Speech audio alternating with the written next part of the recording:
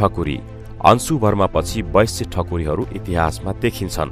साधारणतया हिन्दू धर्ममा ब्राह्मण र क्षेत्रीले तागा लगाउँछन् र वैश्य भनेको जनै नलगाउने जाति हुन्।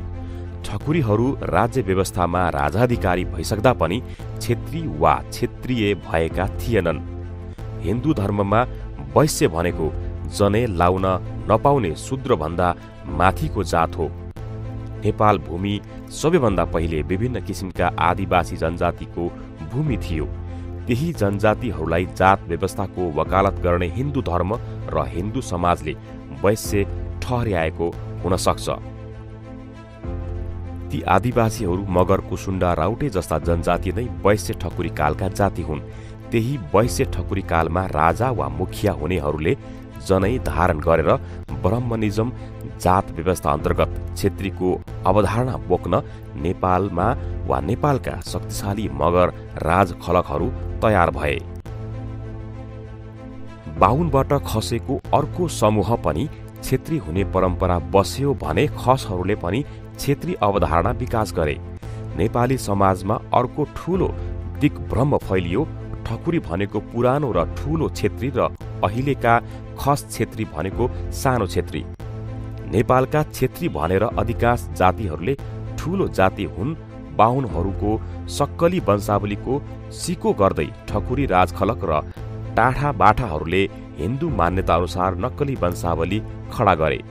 त्यसैले जनकलाल शर्माले हाम्रो समाज पुस्तकमा निम्न कुरा लेखेका छन्। जस्तै साना राज्य भएका राजाका राज्यलाई ठकुरी भनिन्छ र त्यस्तो राज्यका राजालाई ठकुरी वा ठाकुर भनिन्छ। नेपाल एकीकरणको अभियान प्रारम्भ हुनुभन्दा पहिले यस हिमाली भेकमा अनेक ससाना राज्य थिए। दिनमा राज्य गर्ने ठकुरी जुनसुकै जातका पनि हुन सक्थे। त्यस समय हिन्दू वर्ण व्यवस्थाको प्रभाव यस क्षेत्रमा निकै थियो। जुन समाजको प्रभाव बढी छ त्यसैलाई अपनाउनु मानव स्वभाव हो। यसै सन्दर्भमा अनेक ठकुरीहरू क्षेत्रीय हुन पुगे। राज्यको हर्ताकर्ता भएपछि समाजमा यिनको स्थान उच्च हुनु कुनै नौलो कुरा होइन। 2-4 पुस्ता बितेपछि यी स्वतः उच्च कोटिको क्षेत्रीयमा आए। नेपालको पश्चिमतर्फका 22 देखि 24 राज्य क्षेत्रमा भुरे, टाकुरे र स्थानीय जनजातिको मुखियाहरू सेन, सिंह, खान, मल्ल, पाल, वम थरका राजाहरू देखिन्छन्। ती सबै अहिले ठकुरी थरहरू हुन्। डाक्टर सूर्यमणि अधिकारीले खस जाति नामक पुस्तकमा मगरातका शक्तिशाली मुखियाहरूले एकपछि अर्को गर्दै सेन, खान, शाह र शाही आदि थर ग्रहण गर्दै राजा भए भनेका छन्। सामान्यतया मानिसको संस्कार र सांस्कृतिक क्रियाकलापले तथा शारीरिक बनावटले उसको जात, वंश र भूगोल बताउने भएकोले समुदायमा भएको व्यक्तिको वेशभूषा, सामाजिक रहनसहन र सामाजिक मूल्य पनि जाति निर्धारण गर्ने तत्त्व हुन्। आजभोलिको बसाइसराई, मिश्रित बसोबास र बसाइसराईको क्रममा अन्तर्जातीय विवाहले मानिसहरूको शारीरिक बनावट र सामाजिक स्थिरतामाथि पनि परिवर्तन आइरहेको पाइन्छ। यसो भए पनि नेपालको सुदूरपश्चिमको तल्लो बेल्टमा खस परिवर्तन आइरहेको पाइन्छ। यसो भएको कारणले गर्दा अब कुरा गरौं नेपालको सुदूरपश्चिमको तल्लो बेल्टमा खस आर्य र गण्डक क्षेत्र वरपरको कर्णालीको पहाडी र उत्तर बेल्टतिर किरात जनजाति वा मंगोल मूलका ठकुरीहरू छन्। ठकुरी समुदायको पूर्वदेखि पश्चिमसम्मका मानिसहरूमा आपसको सामाजिक रहनसहन र सामाजिक मूल्य पनि फरक पाइन्छ। जस्तै गण्डक क्षेत्रमा छेवर यानि कि मामाको छोरी बिहे गर्ने विभिन्न लोक संस्कृति छ। त्यसपछि नाचरी, चुड्का, बालन, त्यसपछि सालेजु आदि छन् भने अन्य क्षेत्रका ठकुरीहरूमा यो प्रचलन पाइँदैन। नेपालका सयौं इतिहासविद र समाजशास्त्रीहरूले गण्डक क्षेत्रका मगर जनजातिबाट ठकुरी बनेका विश्लेषण गर्छन्। उहाँहरूको अध्ययन अनुसार ठकुरी भनेको छुट्टा छुट्टै वंश भएको एउटा समुदाय र यसभन्दा अरू बाहिर छैन। डोरबहादुर बिष्टले खस र मगरबाट ठकुरी बन्नेको उल्लेख गरेका छन् भने फ्रेन्च लेखक ह्यामिल्टन बुचाननले शाहवंश र शाहहरूको वरपर रहेका ठकुरी समुदायको आदिवासी स्रोत मगर भएको उल्लेख गरेका छन्। ह्यामिल्टनको नेपाल वर्णनमा ठकुरी समुदाय र मगर समुदाय बीचको प्रत्यक्ष अवलोकन गरेर उनले आफ्नो भ्रमणमा जातीय हिसाबले ठकुरी र मगर एउटै भएको तर धार्मिक हिसाबले मगरहरू हिन्दू धर्मप्रति उधार हुँदै गएकोले धार्मिक हिसाबले यी दुई जात बिस्तारै छुट्टिँदै गएको निष्कर्ष निकालेका थिए। यसरी शाहवंश वा त्यस क्षेत्रका ठकुरीहरू मगर जनजाति अवस्थाबाट विकसित भएको विश्लेषण गर्नुहुनेमा ह्यामिल्टन, बुचानन, कर्नेल एडेन भाटिस्टाट, फ्रेन्च लेखिका मारिया, डोरबहादुर बिष्ट, प्रयागराज शर्मा, दिल्ली रमन रेग्मी, इमानिङ चेमजोङ र जोन वाल्टन, डाक्टर जगमान गुरुङ पनि हुन्, डाक्टर सुरेन्द्र केसी पनि हुन्, सुजित मैनाली पनि हुन्, यादव देवकोटा, हर्षबहादुर बुढा मगर, बिके राणा मगर, एम.एस. राणा मगर आदि जस्ता दर्जनौं इतिहासविद, समाजशास्त्री र लेखकहरूले शाहवंशको नसो मगरतिर नै गएको वा भएको विश्लेषण गर्नुभएको छ। नेपालको संविधान 2072ले खस आर्य र जनजातिको व्याख्या गरेको छ। सरकारका प्रशासनिक संगठनहरू यसैमा केन्द्रित छन्। नेपालको एकता अभियानमा सबैभन्दा धेरै भूमिका निर्वाह गरेका ठकुरीहरूका पुर्खा थिए भनेर बयान नगरेर नथाक्ने ठकुरीहरू खस आर्य र जनजातिको वर्गीकरणमा यता न उता भएका छन्। यसलाई समर्थन पनि गर्दैनन् भने विरोध पनि गर्न शर्माएका छन्। ठकुरीहरू आफै अलमल गरेका छन् र अन्य जातमा परेका छन्। यसरी राउटेहरूले आफ्नो समस्या बताउन सक्दैनन्। केही ठकुरीहरूमा पनि यही उदाहरण लागू हुन्छ। ठकुरीहरूमा विभिन्न शारीरिक बनावट पाइन्छन्, तर मंगोल अनुहार भएका ठकुरीहरूलाई मिसिएको भनेर केही बाठा भनेर भन्ने ठकुरीहरूले अव्याख्या, इतिहासप्रति द्वेष र धर्मको जप लगाएर कुव्याख्या गरिदिन्छन्। यस्तो हुनु भनेको ठकुरीहरूको सकीर्ण सोचको परिणाम हो। उच्च जातको कक्षामा वकालत गर्ने ठकुरीहरूले अल्प मतमा पर्ने सीमित ठकुरीहरूको पहिचान समाप्त पार्न खोजेको देखिन्छ। ठकुरीहरूलाई आदिवासी जनजाति हो होइन, खस हो होइन, मगर हो होइन, राजपूत हो होइन, आर्य हो होइन भनेर सामाजिक सञ्जालमा यसको चासो, व्याख्या, छलफल, वाद विवाद भएको पाइन्छ। त्यसैले ठकुरीहरूको इतिहास हरायो भन्दै इतिहास खोज्न ठकुरीहरूकै कार्यक्रममा संस्कृतविद डाक्टर जगमान गुरुङले सुझाउनु भएको थियो।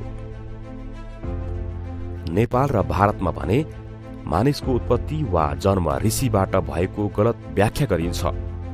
गोत्र प्रणाली कुनै एक ऋषिको जन्मबाट मात्र नभई कुनै पनि ऋषिबाट दीक्षित भएका विभिन्न जातिका समूहहरूपछि तिनै ऋषिबाट दीक्षित भएको इतिहास राख्न तिनै ऋषिको नामलाई गोत्र बनाएर विभिन्न जात जातिहरूले ग्रहण गरेका थिए। विश्वमा मानिसहरूको शारीरिक बनावट 3 किसिममा मात्र पाइन्छन्।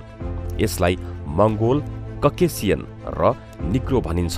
नेपालका खस आर्य वा ककेसियन र किराँत वा मंगोल समुदायका मानिसहरू मात्र छन्।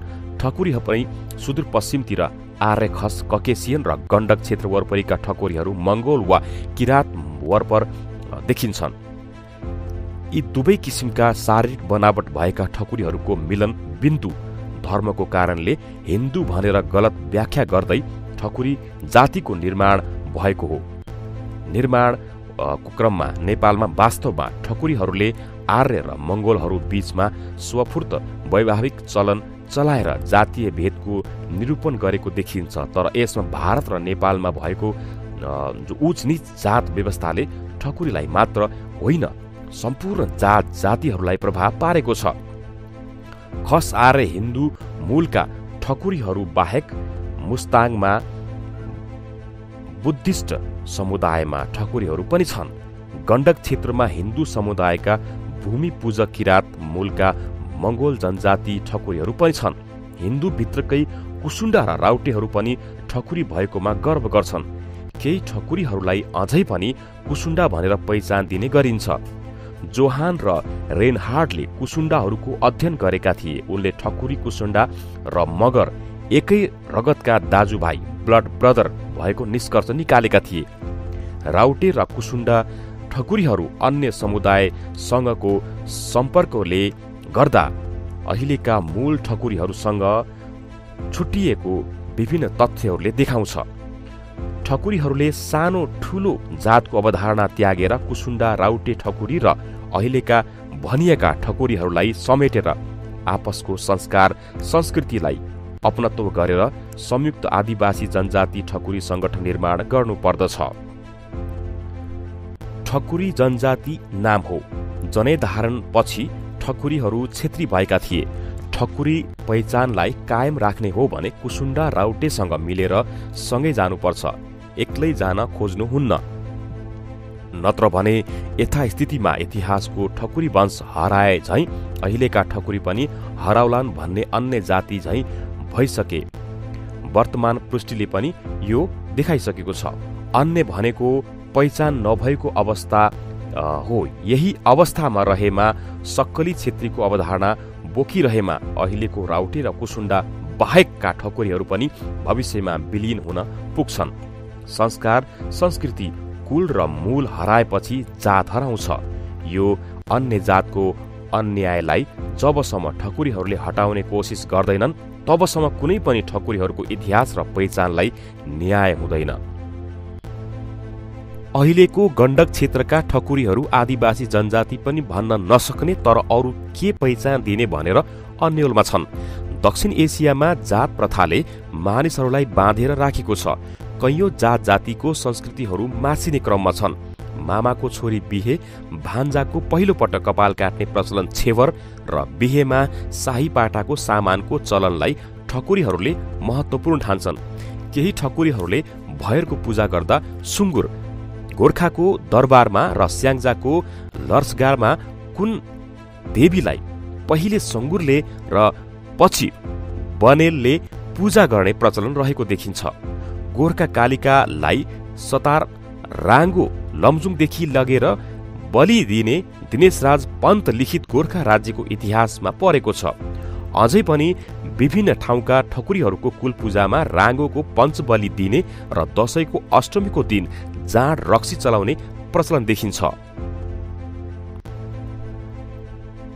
गोत्र वंशजहरूको सर्वमान्य प्रचलन हेर्ने हो भने खान शाहहरूको कुल पूजाको मन्दिरमा मात्रै किन मगर पुजारी रहे भन्ने सवालहरूको शाहवंशीय वा शाहहरूको वंशीय नस्लको यथार्थ पर्गेल्न मद्दत गर्छ भन्नुभएको छ।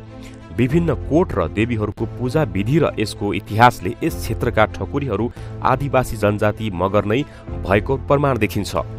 देब्रे हातले दाहिने कुहिनो छोएर दाहिने हात निधारमा पारेर निहुरेर गरिने सम्बोधन दर्शन ठकुरीहरूको प्रतिष्ठा हो। पहिले पहिले सलाम भन्थे। ठकुरीहरूको सेनामा उच्च तहमा काम गर्नेहरूका बीचमा सलामी दिने परम्परा पछि राजकीय खानदान हुँदै ठकुरी जातिमा सलामको प्रयोग भएको देखिन्छ।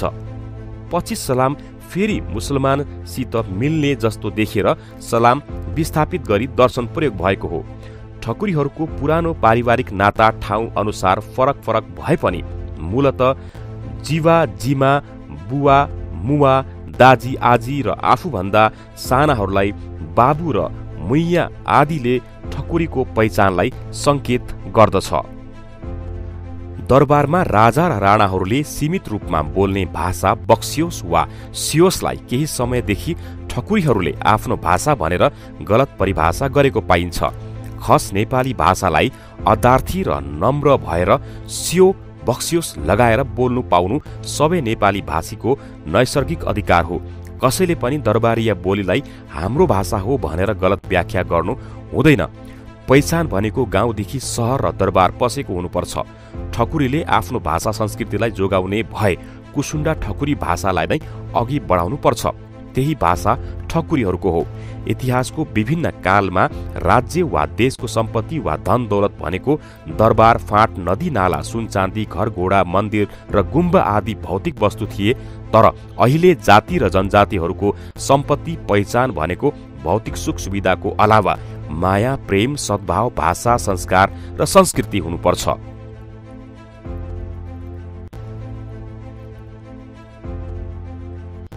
आजको यस भिडियो ठकुरी इतिहासको विषयमा कुरा गर्दै जाँदा यी ठकुरी.blogspot.com को स्तम्भबाट साभार गरेकोले उहाँहरूलाई विशेष धन्यवाद व्यक्त गर्न चाहन्छौं।